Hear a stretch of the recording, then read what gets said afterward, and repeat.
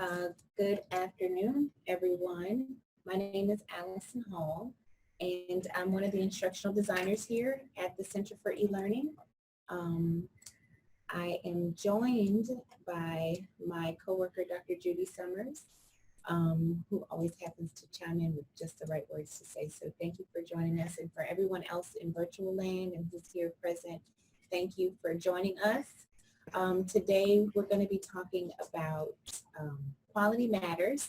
I know a few faculty members, maybe staff, anyone who's taught a course or built a course or is in some way affiliated with a course maybe has heard about quality matters. And so today we're going to talk about what it is, not necessarily how to do it, but make some comparisons to the e-design process, which is a very popular kind of process that we do here in the Center for E-Learning. We'll talk about some of the variants between the two and how to, with an instructional designer, of course, prepare yourself to go through the quality matters process and kind of the why for the whole process. Okay, so we're going to start off with a question, and if you attend a lot of PDs with Judy or Kathy or Mary, you know that this is productive. So the first question that I have is, how do you measure a quality course? And this is by no means rhetorical. So please chime in. How are you thinking in your way when you build a course? How are you measuring the quality of that course? Maybe another way to ask that question is, how do you know that the students are maybe learning what you put out for them to learn? How do you know that the course is actually a good class? Is it based on the students? I see we got Frank online. Hey, Frank, good to see you. How do you measure a quality course? Anybody can chime in.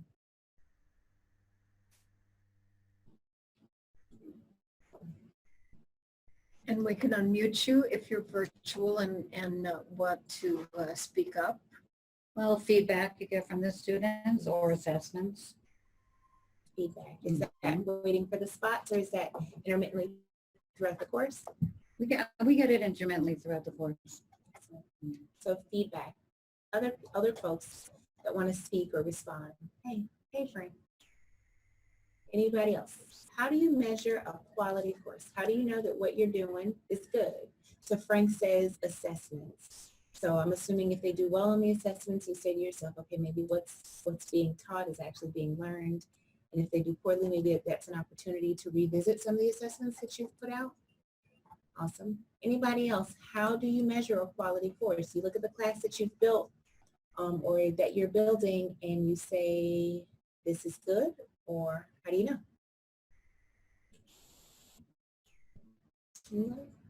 Oh, I think I see somebody. From Ellie Harper, informal student surveys. So that's excellent. Kind of like maybe throughout, maybe after the first 2 or 3 modules, taking the temperature of the class. I know that's something that some of my professors have done in the past. And Ellie, would you mind sharing just how you do that? That's a good question. We can unmute you if you want to speak up. Yep, you're unmuted, Ellie, if you'd like to speak. Hello. Hi. Hey, can you hear me? Sure, very clearly too. Okay, great. Yeah, so what I like to do is sort of like, I believe it's Allison. Yeah. What you said. Sort of like maybe the first 3 or 4 weeks of the course, I'll send out a survey asking them, just how they are doing in the course so far, what's working, what are they finding most helpful? Is it the handouts, the maybe the videos, like the course material, and then halfway through the semester I kind of do it again informally, and then at the end I'll ask them, okay, what helped you the most? What did you find most beneficial? Was the course easy to navigate? Like anything at all, basically. I'm kind of trying to feel that information from them, but definitely up front, like you said, I like how you said taking like the temperature of everything. Ellie, what am I pronouncing your name correctly, Ellie? Yes, Ellie. Okay, what course do you teach? What subject? I actually teach English writing Excellent. online, and I teach it I actually teach it at the developmental writing level Excellent. and the college writing level, and also the integrated reading and writing. Excellent. Excellent. Thank you for sharing it. I think those are really good pieces to kind of measure how you're doing from the student perspective, which is not something we often get an opportunity to do in the middle of the course. Okay, so Quality Matters is basically a way to measure the quality of the course from the perspective of, kind of from a collegial perspective. And we'll go into that a little bit more in just a moment. So the objectives for this particular session, today we're going to describe the process of Quality Matters. We're going to also compare the Quality Matters process to the FAU e-design process. They're very similar, but we'll look at some of the differences as well. Then identify some of the QM best practices to help us prepare our existing courses, so you don't necessarily have to go through the QM process to get your course in a shape that you feel is to make it a quality course. And then discuss the rationale of QM, the process of QM, and then best practices. Talk about how we can kind of implement those inside the course. I know some people are preparing their course now to go through the QM process, and that's usually done with an instructional designer. If I'm not mistaken, I know Frank is waiting for his course to go off to QM. And the process sometimes is really rigorous, but the output is always very good. Okay, so of course, what is Quality Matters? Give me just a second. I have some notes here. I'm going to share, but may not do the whole. Should I be on the Center for E-Learning workshop page? No, you're okay. I'm okay. Yeah, you're fine. Okay, so QM is a nonprofit. It started with a small group of people in Maryland, the Maryland Online Consortium. They were, of course, trying to solve a common problem. And this is something that we see at workshops all the time. We'll go to like OLC, we'll go to even a Quality Matters conference and any other kind of online teaching conference. And everybody's asking the same question. How do you know if what you built is A, actually measuring what you anticipated? And how do you know that the students are really taking away what you're hoping they're taking away from it? So they tried to kind of solve this problem. Guaranteeing the quality of online courses. And they also wanted to make sure that there was equivalency across campuses. So if I were to take every one of your courses here at FAU, can I guarantee that the quality of that course is comparable to something maybe at USF, et cetera? So while they have not necessarily gotten the equivalence piece, maybe down to a science, the quality piece is pretty well considered. They developed a rubric of course design standards and then created a replicable peer review process. And since 2006, over 6,000 classes have been reviewed and certified using the QM rubric. So I'm the QM coordinator here at the Center for E-Learning. And so basically what that means is that all the courses that are going up for Quality Matters kind of come through me. And I think an important part of the QM process to note is that the course is QM and not necessarily the instructor. So when we look at a QM course, so when we go into a course, we're not evaluating the instructor as much as we are saying, is the material, quality material, and is this kind of setting the instructor up for success? So if there was an English class that became a master course, could we replicate this course and give it to any instructor and kind of gauge that they'll be successful in teaching? And that said, it's not evaluating the content in any way. It's evaluating the whole process and the student, from the student perspective. Absolutely. Absolutely. I think her point, the student perspective is huge because we're asked to write our objectives from the perspective of the student. We're asked to build navigability and accessibility from the perspective of the student because these are the people that we're looking out for when we're building these classes. So that's a very good point to take away. So the components of quality based on QM are, of course, the design of the course. So how does it look and feel? Are there easily accessible documents inside of your course? Are there a bunch of links kind of scattered around? And if there are, this is just a note to think about. Maybe I should talk to an instructional designer about designing my course in such a way that navigability is easy. Because I've taught and designed courses before I became an instructional designer that had links that were probably not in the best place, or that had documents that were probably not as accessible as they could have been. So when we think about design, we're thinking about how does it look to the student? Is it intuitive? Can they kind of get where they need to go without having to ask a bunch of questions? One thing I hate is having an inbox full of questions on the first day of class. That kind of lets you know that something is wrong. Course delivery, so that kind of speaks to the instructor a bit. Is the instructor present? Has the instructor built presence into the course, saying, you know, I'll get back to you within a certain amount of time? Is the communication plan clear? Do students know when they'll be able to see their responses to discussions or feedback on their assignments? So that's another piece. So the course content, as Dr. Summers said, there's not a judgment on content, but they do want to know if the assessments that you're giving are measuring the objectives that you stated inside of the course. So if we're asking, if we're saying that we're going to analyze a document at the end of one of the objectives of this is that we will analyze, then probably having a multiple choice quiz or test may not be directly speaking to that particular objective. So we want to make sure that the content and the objectives are in alignment.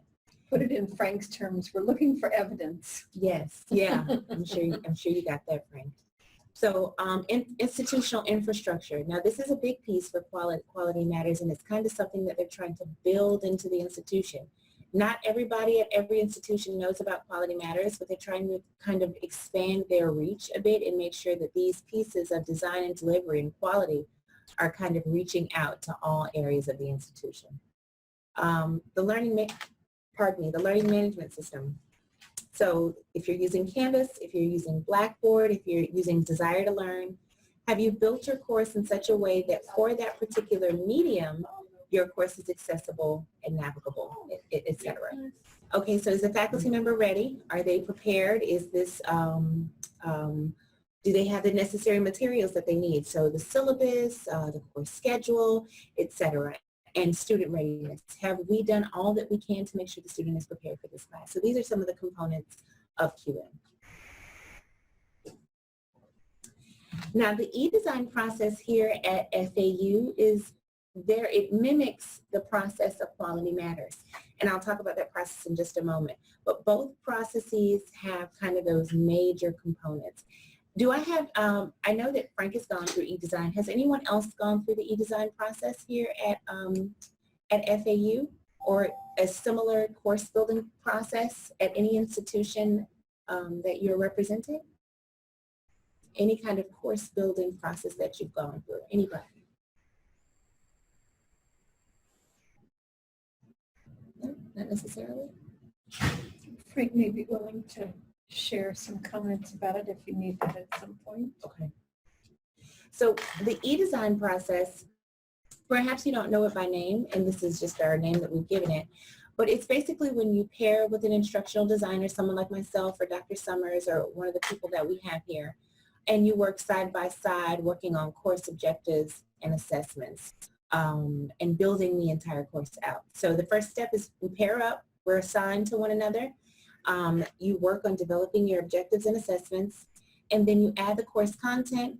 And once the course has been conceptualized, the instructional designer is going to build a course for you and implement that content that you've given. And then it goes through a peer review process. So it's kind of like a three-pronged process that can take between maybe a month to 3 months. It just depends on how quickly the faculty member can kind of work with the ID, how quickly they can work together. Again, the peer review process reviews how we have built the course for you. It's not a review of the content in any way. It's that it's set up in a clear, navigable fashion. Absolutely. So it's a peer of the instructional designer and not necessarily if you work in the College of Business. It's not one of your peers reviewing it. So the FAU e-design process is a kind of abridged version or a smaller version of the QM process, and it's very local, it's very in-house. The Quality Matters process. Now, in order to get through the review process of Quality Matters. The course has to be taught at least once in the fashion that it's going to go through in QM. And the reason they do that is because if as many of you have taught a course, when you teach that course, you always get feedback from a student saying, I wish this was a little bit better and this was a little bit confusing for me. I know one of the courses that I recently taught, and asking my students, how is it going? They were saying the midweek deadlines are really tough to meet. So that was really good feedback. If they're saying, you know, I work, or the reason I do online classes is so that I can kind of have a one-time turn-in. Those things are very valuable to building your course. All right, so it has to be taught at least once prior to submitting to the QM process. Go ahead, Brian. Frank said something in the group chat. Okay, I can't see it. Oh, there it is. Yeah, I saw something like that. Hi. Enid is one of our reviewers. Hi, Enid. Good to see you. Can you read it for me? I don't have it popping up on here. The design was incredible. It was fun and addictive. I learned so much. The designers were very patient with me. Awesome. Okay, thank you. Thank you so much. And you can speak up, Fred. Let us know. We can unmute you. Absolutely. Okay, so what happens in this process? If you can see this kind of circular thing going around here, the course is built, the course is designed. So if you will, if you were to do an e-design through our process, you're in ripe shape to go straight into the QM process, because we base our e-design on the QM rubric. So you'll build the course, design the course, and then there will be a peer reviewer that will review that course. And like we said, they review it for navigability, for course alignment, that's the assessments and objectives, matching up, etc. We get the feedback from the reviewers. Now let me explain the reviewers in a QM course. There are 3 reviewers in a course. Those reviewers, there is one subject matter expert from a different institution. There is another outside reviewer, and then there's the master reviewer. There's the chair of the review is a master reviewer. Do you have a question? Yeah, thank you, Marcella. Dr. Enid Conley says that our internal review mimics the QM review. Yes, the internal review is very much based on the QM review, very much based on the QM review. I think that maybe the largest difference, can you take that down, Rollins, for the people here? I think the biggest difference between a QM review and an e-design is that the e-design is internal and the QM is external. So you'll have people from other institutions. So with the QM review, you have 3 outside reviewers that are looking at your course completely objectively. And as Judy said, it's less of a review of the content, more of a review of, does this make sense for the level course that you're building? Does this make sense for the student? Is it easy to navigate? They'll give you feedback on that review, and the review is very extensive. The amount of feedback they give you is very extensive. If the course meets expectations, which most of them do, we move right into the certification of that course. If it doesn't meet the expectations, they will give you an opportunity to revise that course, because the point is they want all courses to meet the standard. And the standard is you have to score an 84 out of 99 points. It's a very collegial process too, so that you're literally interacting with people in similar positions in other institutions. Absolutely. I've seen so many reviews where I'm talking to people all across the country. I've rarely ever seen reviewers that are in Florida. There are other universities all across the country, but one thing we all have in common is that we want to see quality courses put forth. And so they're very collegial, and their feedback is often very extensive and really good. So how do they compare? Well, first of all, I wanted to ask a question about the motivation to complete a Quality Matters course, because I know that we're all motivated by different things, but for some of you who have attended today, what's the motivation behind even wanting to know more about Quality Matters? What are your motivations, if you wouldn't mind sharing?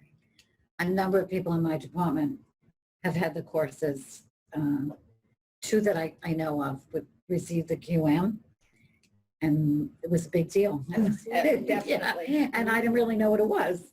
Yeah, So, and I've been teaching online forever, and I had no idea what it was. great. So that's why. Absolutely. Mm. It definitely is a big deal, and it's pretty heavily celebrated here. So Yeah. Yeah. other people, what's the motivation for really wanting to dig a little deeper into knowing about QM? I'm going to invite Frank to speak up. Yep, there he is. Frank says to make sure your course is achieving what it was designed to do. Mm. Absolutely. Absolutely. So at least saying the same thing. Yeah. Wonderful. So, I mean, that's exactly what the reviewers are there for. So how do they compare? How does the e-design process compare to QM?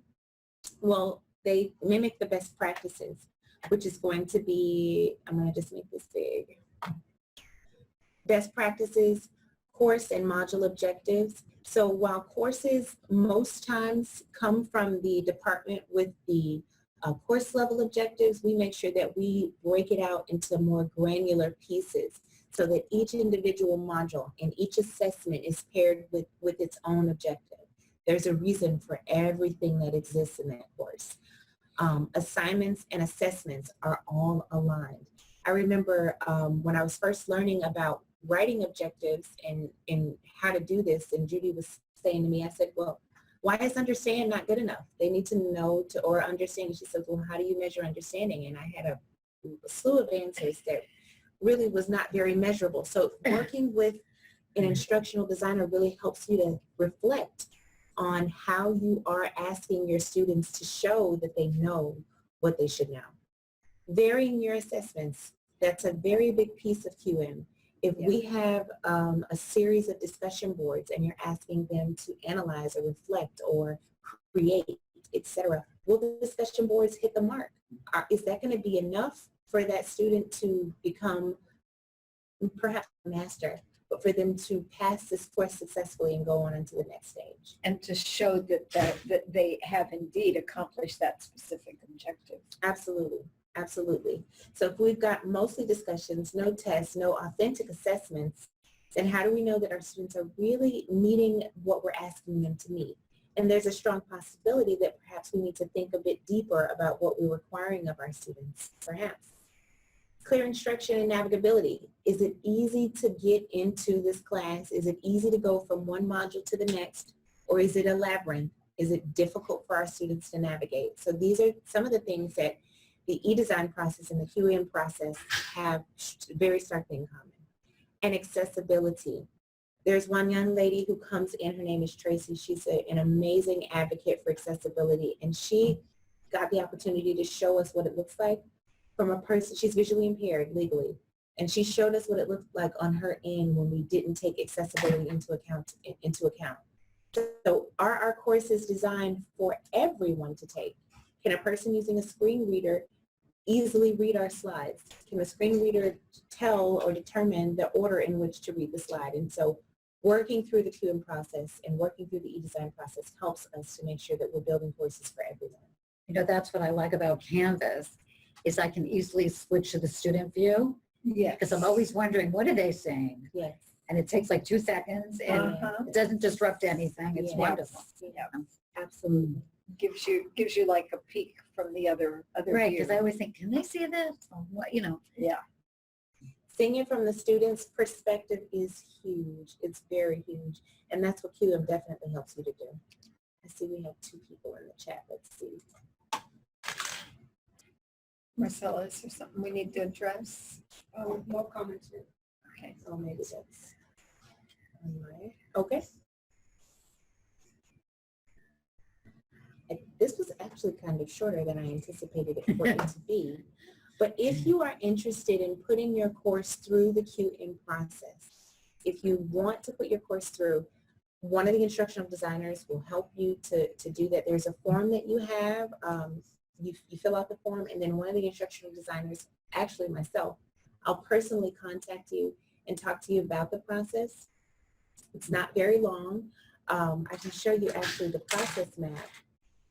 And if you're working on a course that has been designed with us through the e-learning process, then that definitely shortens what you have to do to get the course ready for QM, because Absolutely. it has already, we design our courses with that ultimate goal in mind.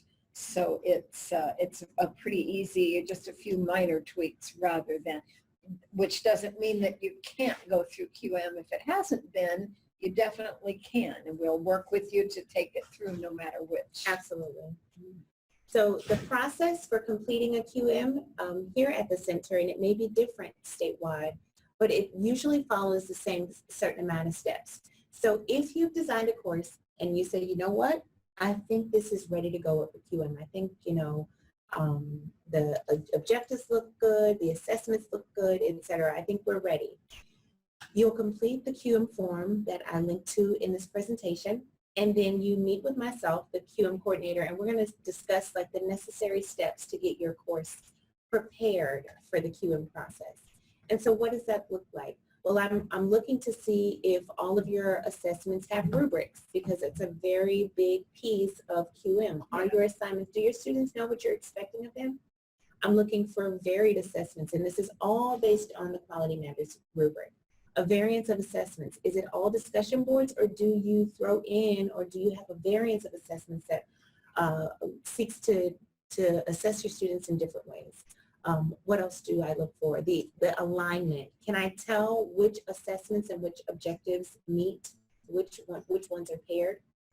And if not, this is something that we sit down together and we discuss and develop a timeline for fixing some of these small issues that tend to pop up. Is the introduction of the faculty member, is it personable, or is it just a bio? Because they look for personability in the courses, because instructor presence is the big piece to making sure that a course succeeds, making sure the instructor's presence is built into the course. So in step 2, when you meet with the QM coordinator, you discuss the necessary steps to move forward in the process. At that point, the course undergoes a review to make sure that it's really ready, that it's ready to go on, because it is not necessarily a costly process, but it definitely is something that will take a lot of time for other people to kind of scrub through your course. And for your sake, we want to make sure that we really are ready. After that is submitted through the QM system, you'll complete a call with the Quality Matters coordinator, a worksheet with a QM coordinator, which is myself, and that worksheet just kind of asks you about the course. Is it competency-based? Has this course been taught at least once? These are all the necessary criteria in order to go through the QM process. Then you're assigned a review team. And remember, that's 3 external people. There are no people, you usually are not assigned a person that is at the same institution. So there's a master reviewer, a person who's reviewed quite a few courses. Then there is an external reviewer who is not necessarily in your same field, but approaching it with a very objective eye. But they are university faculty or university administration or staff. Some people have been instructional designers. And then the third reviewer is a subject matter expert. So someone at a different institution, a faculty member at a different institution that specializes in the area that you specialize in. So all 3 of those people are responsible for reviewing the quality of your course based on the rubric that they provide. After the process begins, it usually takes about 3 to 5 weeks. They will get into your course. I'll make sure that they have the proper access to your course. And if you have outside access like McGraw-Hill, Publisher Content, Pearson, Cengage, if you have any of that stuff, they want to see all of it because they're QMing the entire course. It's not just your internal content, it's the external content as well. So that takes maybe 3 to 5 weeks. After the results are received, I'll pass along to you that you've passed, and if not, we review it. But at the end, once we're completed, we put that nice stamp of approval inside of your course to show that it meets Quality Matters standards. So that is the process. I can't say that it takes very long, but it definitely takes a concerted effort on behalf of the faculty member to be ready to go through this process. And I'm going to step in and say something that Allison probably would not step up and say, because of the fact that we are, and Allison as the overseer is so diligent about following the steps and looking at the course before it's sent off, everything that we have submitted comes back, what, 95 to Yeah, 98% It definitely does. Yeah. on it. So, We're very so proud it's of a, it's a, yeah, it's something definitely to be proud of, and know that when you are ready to submit your course, that because of the diligence that goes into it from this end, know that it's going to come out fine on the other end. Yeah, we are very proud of that at the center. It comes back with very high marks. And I know that most of the faculty are very proud when they get that stamp of approval. Yeah. And that stamp is good for 3 to 5 years, as long as the Quality Matters rubric doesn't change very much. And the course doesn't change And the a lot. course doesn't change. The course doesn't change. You're not allowed to change more than 15% of the course, so 85% of the course should remain the same. Of course, you want to, tweak your assessments as your students are giving you feedback, etc. But as long as that course doesn't change, for the most part, for the next 3 to 5 years, you're set to hold that stamp of approval. And it's a wonderful thing to have inside of your class. As now we're working on getting the courses tagged so that if they're listed on the registration website, you can see the Quality Matters stamp. Presently, that's not an available option, but we want to get that done because if a student knows that this course has been QM reviewed, I think that gives them something to look forward to when they're registering for your course. And that also is something that they're looking to try to put on that state review, For state virtual college. The same course listing. Yeah. Absolutely. Absolutely. So these are just important pieces to take into consideration when preparing for QM. If you have personal questions about ways that your course could be improved, some of the best practices that you want to start implementing, one of the things that comes to mind that the reviewers always appreciate is a communication plan, making sure that your students know this is when I'm online. If you want to contact me at this time, you can.